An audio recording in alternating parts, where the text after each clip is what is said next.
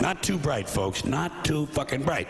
But if you talk to one of them about this, if you isolate one of them, you sit them down rationally, and you talk to them about the low IQs and the dumb behavior and the bad decisions, right away they start talking about education. That's the big answer to everything. Education. They say we need more money for education. We need more books, more teachers, more classrooms, more schools. We need more testing for the kids. And you say to them, well, you know, we've tried all of that, and the kids still can't pass the test. They say, oh, don't you worry about that. We're going to lower the passing grades. And that's what they do in a lot of these schools now. They lower the passing grades so more kids can pass. More kids pass, the school looks good, everybody's happy, the IQ of the country slips another 2 or 3 points, and pretty soon all you'll need to get into college is a fucking pencil. Got a pencil? Get the fuck in there, it's physics. Then everyone wonders why 17 other countries graduate more scientists than we do. Education! Politicians know that word, they use it on you. Politicians have traditionally hidden behind 3 things: the flag, the Bible, and children. No child left behind. No child left behind. Oh, really? Well, it wasn't long ago you were talking about giving kids a head start. Head start, left behind? Someone's losing fucking ground here. But there's a reason. There's a reason. There's a reason for this. There's a reason education sucks, and it's the same reason that it will never, ever, ever be fixed. It's never going to get any better. Don't look for it. Be happy with what you got. Because the owners of this country don't want that. I'm talking about the real owners now. The real owners, the big wealthy business interests that control things and make all the important decisions. Forget the politicians. The politicians are put there to give you the idea that you have freedom of choice. You don't. You have no choice. You have owners. They own you. They own everything. They own all the important land. They own and control the corporations. They've long since bought and paid for the Senate, the Congress, the state houses, the city halls. They got the judges in their back pockets. And they own all the big media companies, so they control just about all of the news and information you get to hear. They got you by the balls. They spend billions of dollars every year lobbying to get what they want. Well, we know what they want. They want more for themselves and less for everybody else. But I'll tell you what they don't want. They don't want a population of citizens capable of critical thinking. They don't want well-informed, well-educated people capable of critical thinking. They're not interested in that. That doesn't help them. That's against their interest. That's right. They don't want people who are smart enough to sit around the kitchen table and figure out how badly they're getting fucked by a system that threw them overboard 30 fucking years ago. They don't want that. You know what they want? They want obedient workers. Obedient workers. People who are just smart enough to run the machines and do the paperwork, and just dumb enough to passively accept all these increasingly shittier jobs with the lower pay, the longer hours, the reduced benefits, the end of overtime, and the vanishing pension that disappears the minute you go to collect it. And now they're coming for your Social Security money. They want your fucking retirement money. They want it back so they can give it to their criminal friends on Wall Street. And you know something? They'll get it. They'll get it all from you sooner or later, because they own this fucking place. It's a big club, and you ain't in it. You and I are not in the big club. And by the way, it's the same big club they use to beat you over the head with all day long when they tell you what to believe. All day long, beating you over the head in their media, telling you what to believe, what to think, and what to buy. The table is tilted, folks. The game is rigged. And nobody seems to notice. Nobody seems to care. Good, honest, hard-working people, white collar, blue collar, doesn't matter what color shirt you have on. Good, honest, hard-working people continue. These are people of modest means. Continue to elect these rich cocksuckers who don't give a fuck about them. They don't give a fuck about you. They don't give a fuck about you. They don't care about you at all. At all. At all. Yeah. You know? And nobody seems to notice. Nobody seems to care. That's what the owners count on. The fact that Americans will probably remain willfully ignorant of the big red, white, and blue dick that's being jammed up their assholes every day. Because the owners of this country know the truth. It's called the American dream, because you have to be asleep to believe it. I just recently read this story about this Nazi. His name was Ernst Goebbels. He and his men were executing children one day, but he didn't like the way his guards were grabbing kids by their hair before they shot them in the back of the head and tossed them in a mass grave. He actually ordered his men to stop grabbing the kids by their hair, and I quote, "Kill them in a more decent way." That story sickens me as much as the stories that meat, cheese, milk, and egg eaters love to tell.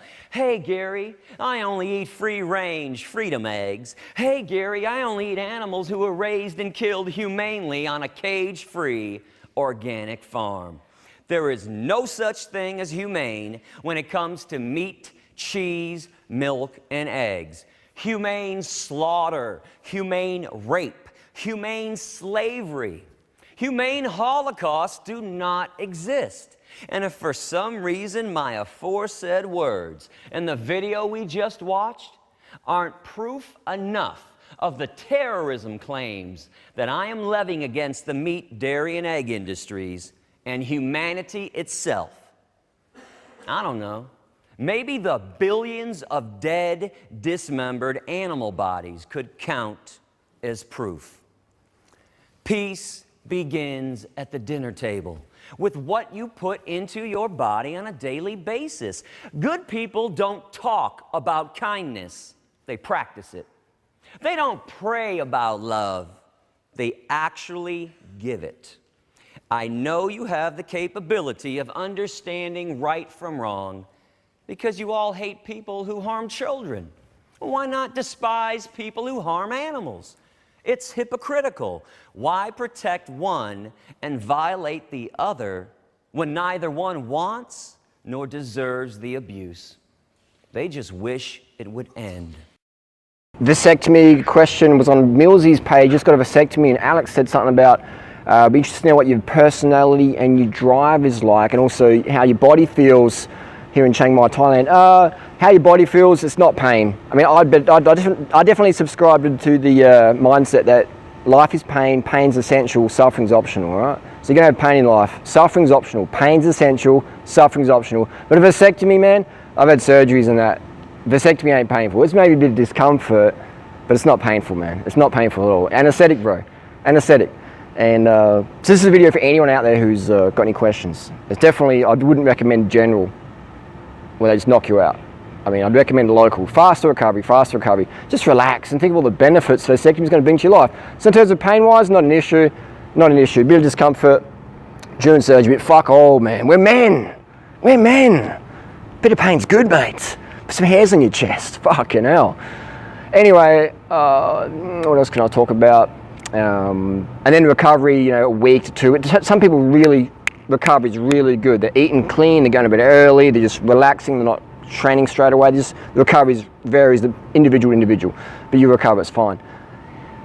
What else can I say? Drive and personality. I would say personality, you become more carefree. Now, if you already got kids, it's stress, there's tension, it's full on, it's financial burden, it's just everything. You know, your girl's got, it's just full on, man. Your personality is more strung out. That's not a bad thing, it's fucking raising kids, man. It's the reality of having children, it's hardcore. It's the hardest job on the planet for conscious people to raise conscious kids in this crazy unconscious world, where it's just getting more and more crazy every day. So your personality, when you got a vasectomy, well, all of a sudden you're like, okay. I can just smell the roses a bit more. And now I've got plenty of friends out there with kids, and they all understand my deal.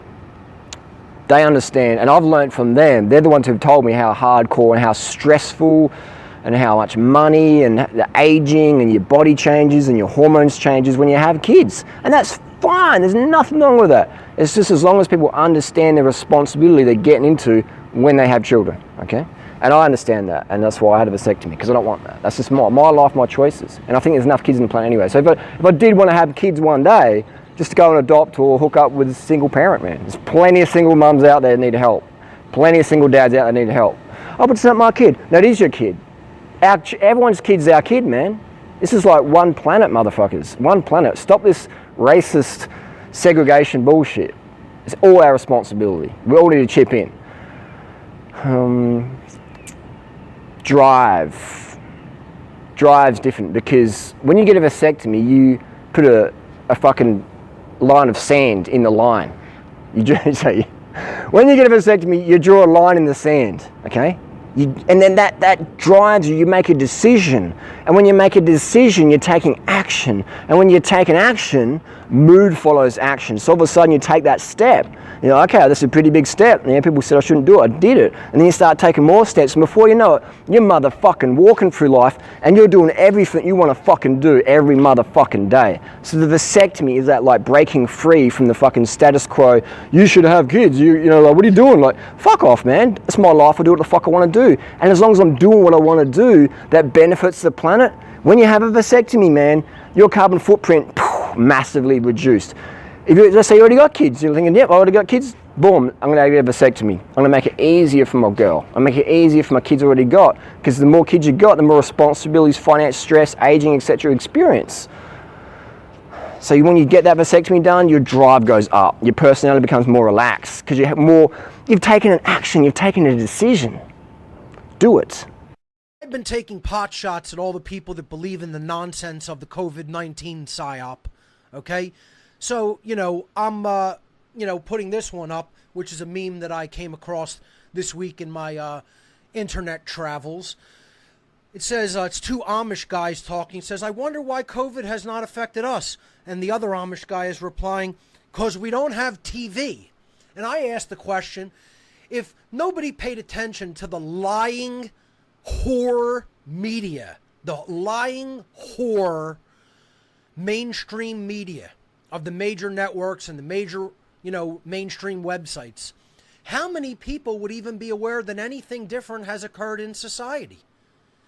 It would be business as usual. There would be no higher alarm. There would be no higher danger. There would be no higher death rates than happen any other year all around us. The only difference is that the media is telling you to be panicked and afraid. That's the only difference. The mind controllers and their little pets called the mainstream media, you little whore pets, okay? Just absolutely lying for a paycheck because you had garbage for parents, and as a result, you're pieces of trash garbage, you lying whores. That's all it is. That's all you ever are. That's all you are. It's all you ever have been, and probably all you ever will be in your useless, miserable whore lives, okay? And you're just lying to people for a paycheck, and dumb people believe you. And that's all this whole thing really is, folks. You want to really come down to it? Get as offended as you like. It doesn't mean I don't care about other human beings. I care about actually the truth and human freedom and what's going on regarding human suffering, probably more than just about anybody on this planet, okay?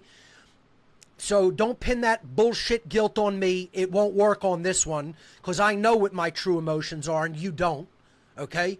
So don't ascribe your nonsense to me and your, virtue signaling to me, because I know what real virtue is. I know what real rights are. I know what real morality is, and most people don't, okay? So, I'm going to continue pointing out the hypocrisy and the virtue signaling and the nonsense because people believe the bullshit mainstream media, all right?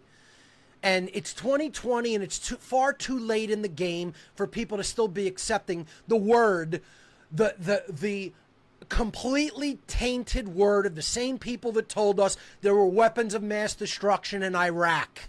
Okay? The same people that told us that Iraqis were taking babies out of incubators to kill them. The same people that told us that smoking cigarettes was perfectly healthy. The same people that told us that spraying DDT on children's heads was perfectly fine as a disinfectant method. And on and on and on, the lying and lying. The same people that told us that Jeffrey Epstein killed himself. You still believe these whore liars. They're whore paid liars, and people still believe them wholesale. And just do an experiment. Go into a population center, okay?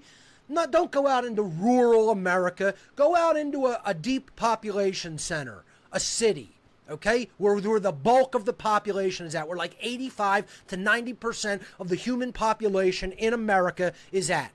Go into a populated region and start asking people if they actually believe what the mainstream media says and if they are trying to tell them the truth. Do this as a social experiment if you don't believe it from me, if you don't accept that it's the truth. I've done this. I don't need to believe anything because I've done an experiment, social experiments with people, with my friends. We have gone out into populated centers and asked them if they believe the mainstream media. And the results that we've gotten are so horrifying that almost every single human being has said, yes, we believe that the mainstream media is trying to do their best effort possible to bring the truth to the American public. They believe that. These little naive children in consciousness, doesn't matter how old they are, doesn't matter whether they're 15 years old or 90 years old, it goes up in every age range. They believe the media is telling them the truth. That's how naive the American public is. And, you know, people can make the case, oh, it's getting a little bit better. Yeah, but not that much, folks. And certainly not that fast. Okay, so, you know, this is where we're at. You know, here's a Facebook post that says there would be no division over mask wearing or social distancing, etc. If here's what we should really be focused on, because this is what the whole PSYOP is geared to take our attention away from. It's all geared to take our attention away from the highest level power brokers in our world being pedophiles. This was all emerging during 2016 and after, and boy, oh boy, did the mainstream media put a kibosh on it at the request of their overlord satanic masters. The masters of society said, hey, we got to stop all of this emerging information coming out about how we're all pedophiles, and this is ultimately our form of money. Yes, ladies and gentlemen, the power brokers of the world don't give a damn about paper money. They don't give a damn about electronic credits on the screen. They don't give a damn about gold and precious metals. Ladies and gentlemen, their true money is children for sex and murder. Make no mistake about it, and if you haven't understood that, you're also a naive child in your consciousness. And this is what it is all about distraction from, ladies and gentlemen. And ultimately, it's about distraction from the understanding of natural law, the understanding of the dark occult and how it rules society through mind control. And it's also about a distraction from these people are a child trafficking pedophile cult at the highest levels. Here's a nice, cute picture of Jeffrey Epstein in his house in the middle of the image, known pedophile who did not kill himself, trafficking children to the elite of the world as a scapegoat. So if it ever gets discovered, oh, here's the low-level punk who we can blame it all on him. No, he's just a patsy. He's just a low-level initiate. He's one of the, helpers of the true vampires. That's all. You know, he's one of the golems doing their bidding. Here's James Stanley at the left, a former J.P. Morgan banking group executive. Next to him, on his left, your right, is the former Treasury Secretary of the Treasury under the Clinton administration, Larry Summers, Satanist, pedophile. Okay? Then, of course, Epstein in the middle, Satanist, pedophile. Then you have Gates right next to Epstein. Bill Gates, Mr. Vaccinate the World. You know, Mr. I'm a philanthropist, but I'm also a eugenicist who wants to cull the human population. Yeah, sure you are, Bill. You're a little punk, bitch, coward nerd. And that's an insult to actual nerds, you know. You're a little punk, bitch, insecure, button-dicked little boy is what you are. How's that? Okay? That you want to take out, that you never really experienced any care from people around you, any true love, and you're a little psychopathic bitch boy that thinks now you're God and you're in the big club. Guess what, guys? You guys aren't even really in the big club pictured here. You're little low-level fucking puppets who will get thrown under the bus at the first opportunity, you little shits. You're a little shit nothing who, when you do the bidding of your masters, you're going to get thrown under the bus as soon as they don't need your little lackey clown asses anymore. Okay? And you're too dumb to know it, shithead. You're too dumb to know how it really works, boy. In order for you and me to devise some kind of method or strategy to offset some of the events or a repetition of the events that have taken place here in Los Angeles recently, we have to go to the root. We have to go to the cause. Dealing with the condition itself is not enough. And it is because of our effort toward getting straight to the root that people oftentimes think we're dealing in hate. We are oppressed. We are exploited. We are downtrodden. We are denied not only civil rights, but even human rights. So the only way we're going to get some of this oppression and exploitation away from us or aside from us is come together against the common enemy. Who taught you to hate the texture of your hair? Who taught you to hate the color of your skin to such extent that you bleach to get like the white man? Who taught you to hate the shape of your nose and the shape of your lips? Who taught you to hate yourself from the top of your head to the soles of your feet? Who taught you to hate your own kind? Who taught you to hate the race that you belong to? So much so that you don't want to be around each other. No, before you come asking Mr. Muhammad, does he teach hate? You should ask yourself, who taught you to hate being what God gave you?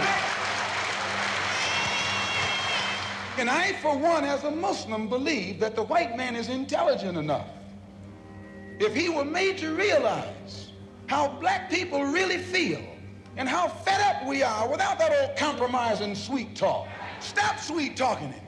Tell him how you feel. Tell him what kind of hell you've been catching, and let him know that if he's not ready to clean his house up, if he's not ready to clean his house up, he shouldn't have a house. It should catch on fire and burn down.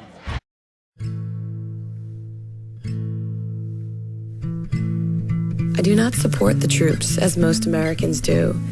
I do not have a bumper sticker on my car. I no longer sing the national anthem with my hand on my heart. And I don't wave a flag and shove hot dogs and beer down my throat on July 4th every year to celebrate the many lives lost on all sides by innocent men, women, and children at the hands of misguided soldiers who mistakenly believe what they're doing is defending their country and fighting for freedom. The way in which I do support the troops is that I support a happy future for them. I support a clear conscience for them.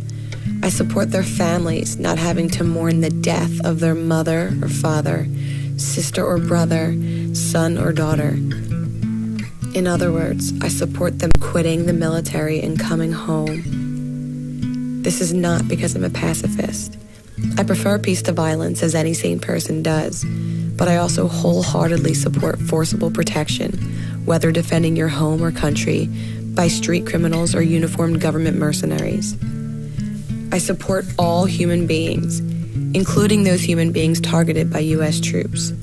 For those people are also someone's mother or father, sister or brother, son or daughter, and they also wish to defend themselves and their families.